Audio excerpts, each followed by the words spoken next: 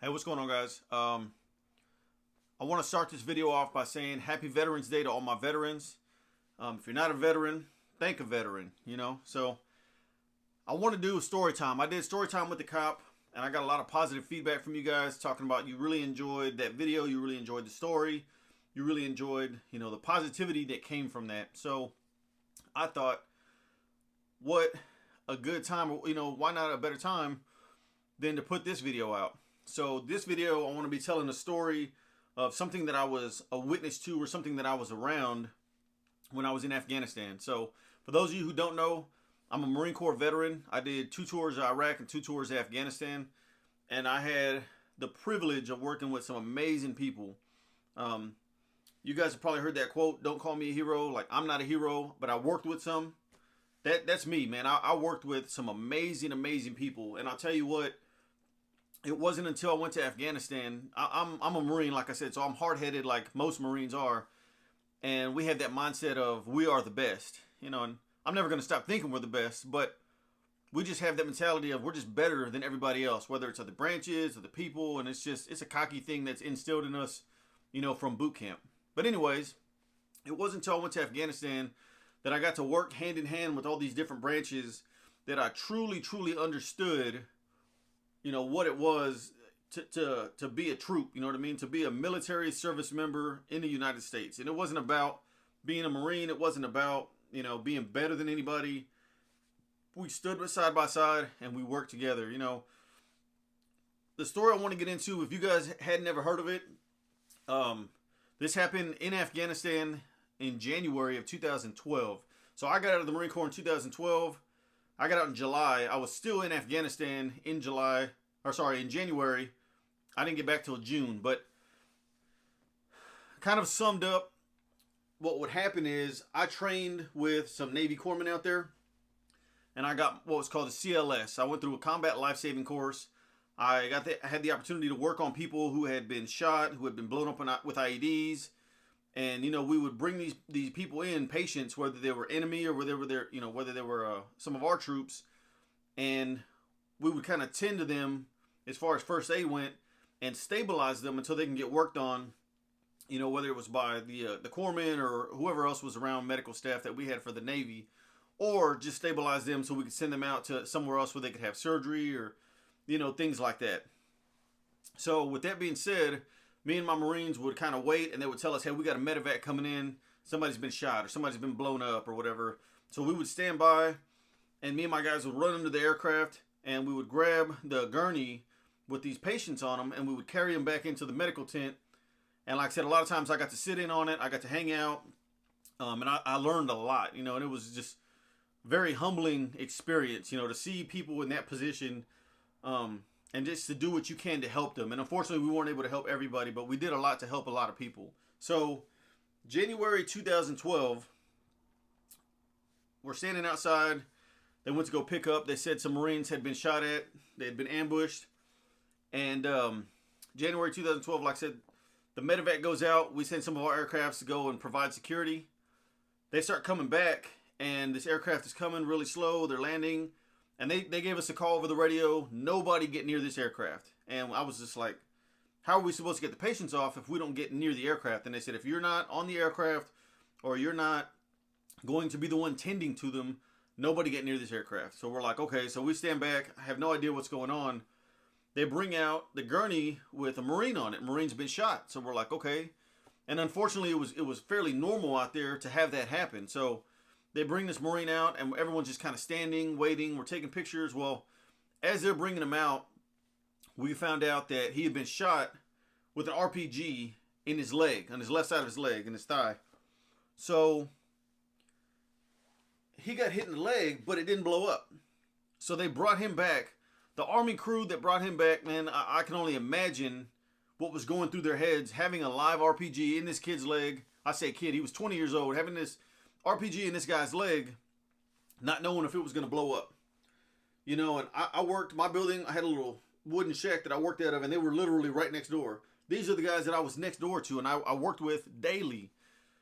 These guys were heroes, to me. They're the Army heroes, and they made the decision, you know what, let's go. He's one of us. We got to get him back. We got to treat him. So They fly him back.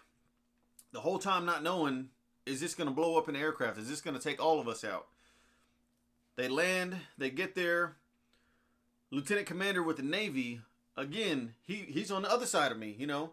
I worked with this guy day to day, day in, day out. He would go to chow with us all the time. And so they pull this guy out of the aircraft. They get him off to the side next to these big old HESCO barriers. And they didn't want to take him to the medical tent because they were like, if this thing blows up and we have all these other injured people and all these other staff in there, like, he's going to take everybody out with him. And I don't think he even fully understood or fully knew kind of the gravity of the situation, how serious it really was. I think he was still in shock over all of it. Lieutenant Commander Gennari, I will never forget this man. The most down-to-earth, nicest person. Lieutenant Commander Gennari, it walks his kid out and stays with this kid. And he orders all of his guys, hey, y'all need to get away from him. I got this. And he says it himself, and I'm going to play the interview at the end of this, you know, me telling the story. But he tells his guys, and mentions, he wouldn't make his guys do anything he wouldn't do himself. And I mean, I looked at this man, I mean, he was just a leader, a hero, and just everything. And he told his guys, I got this. He stayed there, and he held that Marine's hand. He said, I'm not going anywhere. And at one point, the Marine, his name was Lance Corporal Winder Perez. I'll never forget that man. Lance Corporal Winder Perez. At some point, he told Lieutenant Commander Gennari, why is everybody leaving me? You know, everybody would get close to him and they try to help, and then they were out. They were leaving back and forth. He says, why is everybody leaving me? And Lieutenant Commander Gennari, I mean, he didn't sugarcoat anything. He told him, well, you have an RPG in your leg. Everybody is scared to blow up. And he was just like, oh, okay, you know. But Lieutenant Commander Gennari told him, I'm not going anywhere. I'm going to stay here with you. We're going to figure this out. So they called EOD. EOD Army Staff Sergeant comes over. And they said, we need to get this thing out of his leg. So they gave him a shot, try to numb him up real quick, and they were like, we got to pull this out. So I'm going to show the picture as this is going on. Lieutenant Commander Gennari is there with, he's got his flak on, he's got his Kevlar on, and he's holding this Marine's hand, and he's like, I'm not leaving. And the Staff Sergeant comes over, and they start working on him. And what I mean by that is he grabs a hold of this live RPG that still has not blown up and starts yanking on it. And we were standing, man, maybe 60, 70 yards away or so on one side. And we're watching this happen, you know, and this is live. This is like the craziest thing I've ever seen in person. The Marine's laying on his back, live RPG in his leg. Army Staff Sergeant is holding this and is just pulling with everything he has. And I remember even as far away as we were, you heard it when it came out. And it sounded, I mean, it was just like a sound, you know, it was suctioned in his leg, and he popped it out. He turns around, he walks away and just leaves with it. And Lieutenant Commander Gennari, I mean, he stayed there with this guy the entire time. And you know what I mean? And they get this kid, they take him into the medical tent, they start working on him, they stabilize him because they had to fly him out of the country so that he could actually get worked on in a better facility, you know? And all the Army guys in the medevac team, they came back and they were outside and they were doing their debrief and they were, you know, checking over the aircraft the way they do on every single flight. And I remember standing there looking at these guys like, I hope that if I was in that position, I would have done the same thing. But man, that was just amazing to me. And Lieutenant Commander Gennari finishes up. They do what they got to do. They stabilize the kid. They get him inside. We go back to our little work area. And Lieutenant Commander Gennari comes over to our side, and he would go eat with one of the gunnies that was with us, you know. And he came in. He walked into the little shack that we had, and I was sitting on my little rack. And I remember looking at him, and it was just like, I felt like I was meeting a real live superhero. You know what I mean? That's really the thought that I had. Like, wow. Like, this man came in glowing to me, you know? And he stepped in and was like, all right, Marines, you guys ready to go to chow? Like it was nothing. You know what I mean? And it was, oh, man, it was crazy.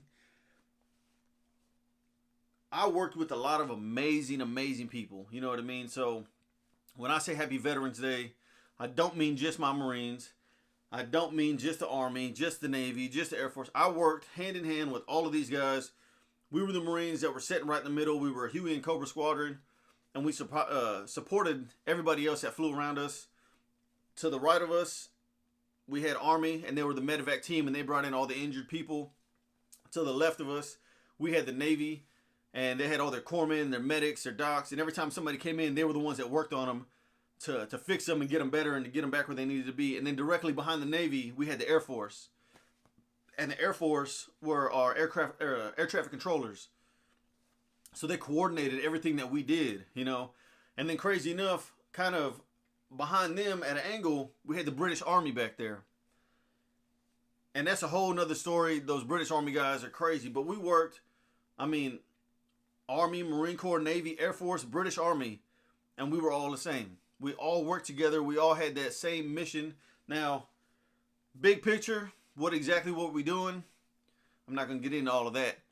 All I know is that we were there. We helped each other. We worked together. And I got to witness some amazing, amazing things. And I got to meet some amazing people. I'm a Marine. I will always be a Marine. I'm a veteran. I'm not a hero. That's just the gist of it. I'm not a hero. Those guys who did what they did, those guys are heroes. You know what I mean? So when I hear the word hero, I appreciate it. I'm not saying nobody call me a hero. I appreciate when people say that word, but that's not me. I went out there, I did my job, and I got to work side by side with some heroes. So I hope you guys like that story. I'm going to try to leave a link down in the description. I think CNN was the one that originally posted the entire video.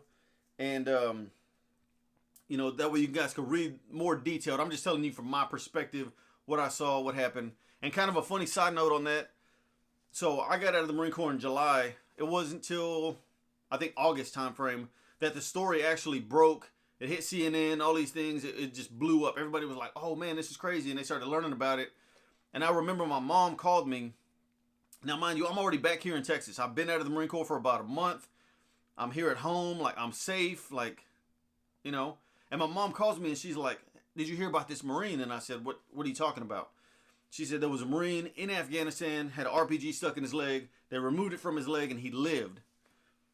And I said, yeah, I heard about that. And she was like, yeah, it was crazy. You know, this just happened. And I said, Mom, that didn't just happen. And she was like, what are you talking about? I said, that happened back in January. I was there.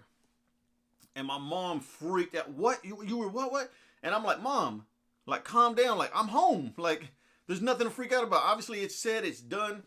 And my mom never fully grasped what we were doing over there or what kind of full danger we were in. And I think she did that on purpose. She kind of kept it to where she didn't want to know everything because she didn't want to have to worry even more than what she was already worrying. But it was just funny to me. You know, she called and she was like, what? You mean you were there? And I said, Mom, I watched them come in. I have pictures from my phone, or not my phone, my camera that I took on the other side of the video that's being recorded that they're showing all over the news. Now, my camera wasn't the greatest at the time, you know, but I have pictures from my side. And my mom was like, what in the world? And it was just a crazy deal. That's the kind of stuff that we did, that we went through. And unfortunately, it was normal, during that time. But, again, thank you guys for checking out my videos. Let me know what you guys think about my story time segment. It is what it is. It was crazy, but I enjoyed every second of it. Like I said before, I met some amazing, amazing people.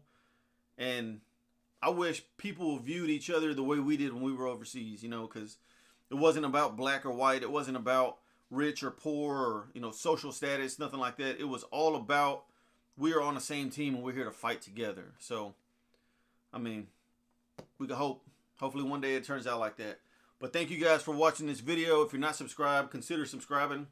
I put out weekly videos and tactical talks every Friday. And I'm hopefully going to be doing some more videos like these as long as you guys like them and you want to see more of it. So again, thank you guys for watching, and I'll see you on the next one. An Army crew well practiced in medevacing wounded troops off the battlefield in Afghanistan. But soon these 4 men would have to make a decision few can imagine. Each of us on the aircraft had to agree to take this patient on. There was quite a bit of alarm amongst the crew at the time. as you can imagine. That's because their patient, 20-year-old Marine Corps Lance Corporal Winder Perez, had a foot-long rocket-propelled grenade embedded in his left side. It could have exploded at any moment. Perez needed to be flown to the nearest medical unit some 65 miles away. Well, if the RPG exploded, Specialist Edens and Sergeant Hardesty are working on the patient directly over them. The shrapnel alone would have been devastating. And about 18 inches behind where the patient is lying is over 300 gallons of jet aviation fuel. And it would have been catastrophic. When the helo landed, Navy trauma nurse Lieutenant Commander James Gennari ordered his staff to stay away. I decided that I was going to go because, quite frankly, I am not going to ask somebody to do what I'm not going to do. It's just not going to happen. The young Marine was still fully conscious. I took him by the hand and he said, "Where is everybody?" Then I said, "Well, you have an RPG in your leg and everybody's staying away from you. I promise you I will not leave you till that thing is out of your leg."